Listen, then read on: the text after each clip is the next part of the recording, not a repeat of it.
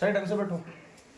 بسم اللہ الرحمن الرحیم نحمده ونصلي على رسوله الكريم اما بعد قال النبي صلى الله عليه وسلم وكل بدعة ضلالة. محترم حضرات، اس دنیا میں بہت سے گمراہ فرقے ہیں. انہی میں سے آج ایک فرقہ کے بارے میں کہنا چاہتا ہوں جو بدعت و خرافات میں ملوث ہے، جو بدعت و خرافات میں مبتلا ہے، جو بدعت و خرافات میں الجھے ہوئے ہیں. بدعت اس کو کہتے ہیں جو نبی اکرم صلی اللہ علیہ وسلم نے نہ کیا ہو مگر ان کو منسوب کر دیا جاتا ہے. ایسے عمل کو بدعت کہتے ہیں. بدعت کی دو قسمیں ہیں، ایک بدعت حسنہ، دوسری بدعت سیئہ. بدعت حسنہ وہ ہے جس سے دین اسلام میں تقویت ملتی ہے، دین اسلام میں ترقیات ملتی ہے، ہمارے مذہب میں جس سے ترقی ہوتی ہے. مثال کے طور پر مساجد میں مائک رکھنا، مثال کے طور پر مساجد کو خوبصورت بنانا. کیونکہ جب لوگ دیکھیں گے کہ مساجد خوبصورت ہے ان کا دل مساجد سے مائل ہوگا. جب لوگ دیکھیں گے کہ مساجد بہت خوبصورت ہے ان کا دل مساجد سے کنیکٹ ہوگا، ان کا دل مساجد سے جڑے گا.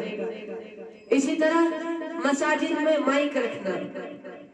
اگر مساجد میں مائک نہ ہوتا تو آج لوگ مؤذن کی اذان نہیں سن پاتے.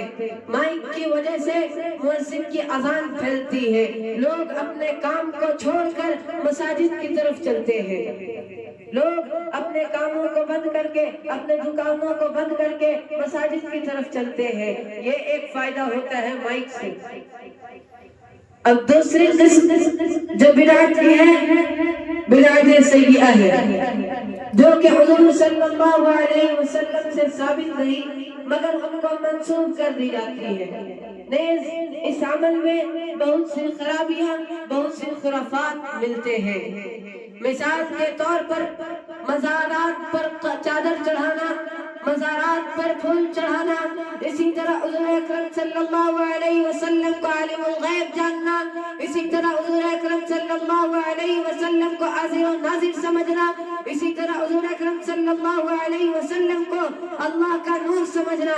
یہ تمام کے تمام عقائد، یہ تمام کے تمام عقیدہ سب خلاف ہے، قرآن و حدیث کے خلاف ہے. یہ سب کے سب باطل عقائد ہیں. کیونکہ قرآن و حدیث میں کہیں پہ نہیں لکھا کہ مزارات پر چادر چڑھانا جائز ہے، کہیں بھی یہ نہیں لکھا کہ مزارات پر پھول چڑھانا جائز ہے. اسی طرح کہیں یہ بھی نہیں لکھا حضور اکرم صلی اللہ علیہ وسلم عالم الغیب ہے. اسی طرح کہیں یہ بھی نہیں لکھا حضور اکرم صلی اللہ علیہ وسلم اللہ کے نور ہے. اسی طرح کہیں نہیں لکھا ہوا ہے کہ آقا نامدار، مدینے کے تاجدار احمد مجتبی محمد مصطفیٰ صلی اللہ علیہ وسلم ہر جگہ حاضر و ناظر ہے. یہ تمام کے تمام عقائد باطل ہیں. معلوم ہمیں یہ چلتا ہے. نیز اللہ رب العزت سے دعا کریے کہ ایسی خرافات سے، ایسی بدعتوں سے ہمیں محفوظ رکھے. اللہ تعالیٰ کہنے سننے سے زیادہ عمل کی توفیق عطا فرمائے. وآخر دعوانا ان الحمد للہ رب العالمین.